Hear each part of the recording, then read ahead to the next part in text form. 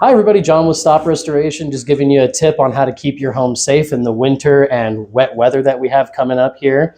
If you have a home that has gutters that run around it, make sure you check those gutters, make sure they are cleaned out appropriately. If they're not, and the winter time comes around, it'll freeze and cause an ice dam onto your roof shingles, and then letting water intrude into your home. At that point, you would need somebody like us to come out and take a look at it. Let's prevent that, have those gutters cleaned before.